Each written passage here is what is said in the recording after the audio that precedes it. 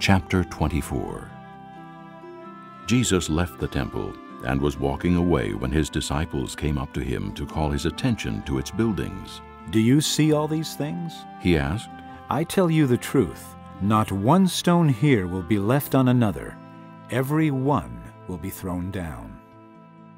As Jesus was sitting on the Mount of Olives, the disciples came to him privately. "Tell us," they said, "when will this happen, and what will be the sign of your coming and of the end of the age?" Jesus answered, "Watch out that no one deceives you. For many will come in my name claiming, 'I am the Christ,' and will deceive many. You will hear of wars and rumors of wars, but see to it that you are not alarmed. Such things must happen, but the end is still to come. Nation will rise against nation, and kingdom against kingdom. There will be famines and earthquakes in various places. All these are the beginning of birth pains. Then you will be handed over to be persecuted and put to death, and you will be hated by all nations because of me. At that time many will turn away from the faith, and will betray and hate each other, and many false prophets will appear and deceive many people. Because of the increase of wickedness, the love of most will grow cold. But he who stands firm to the end will be saved.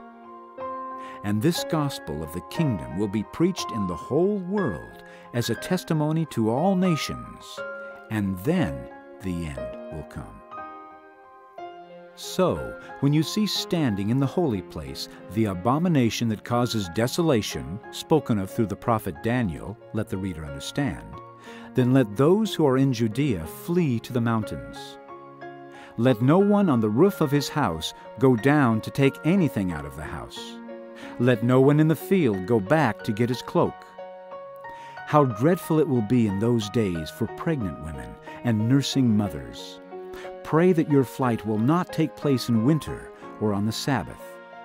For then there will be great distress, unequaled from the beginning of the world until now, and never to be equaled again. If those days had not been cut short, no one would survive. But for the sake of the elect, those days will be shortened. At that time, if anyone says to you, 'Look, here is the Christ,' or 'There he is,' do not believe it.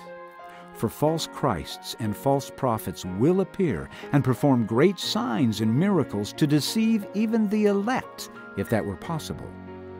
See, I have told you ahead of time. So, if anyone tells you, 'There he is out in the desert,' do not go out, or 'Here he is in the inner rooms,' do not believe it. For as lightning that comes from the east is visible even in the west, so will be the coming of the Son of Man. Wherever there is a carcass, there the vultures will gather. Immediately after the distress of those days, the sun will be darkened, and the moon will not give its light, the stars will fall from the sky, and the heavenly bodies will be shaken. At that time the sign of the Son of Man will appear in the sky, and all the nations of the earth will mourn. They will see the Son of Man coming on the clouds of the sky with power and great glory. And he will send his angels with a loud trumpet call, and they will gather his elect from the four winds, from one end of the heavens to the other. Now, learn this lesson from the fig tree. As soon as its twigs get tender and its leaves come out, you know that summer is near. Even so, when you see all these things, you know that it is near, right at the door. I tell you the truth, this generation will certainly not pass away until all these things have happened. Heaven and earth will pass away, but my words will never pass away. No one knows about that day or hour, not even the angels in heaven, nor the Son, but only the Father.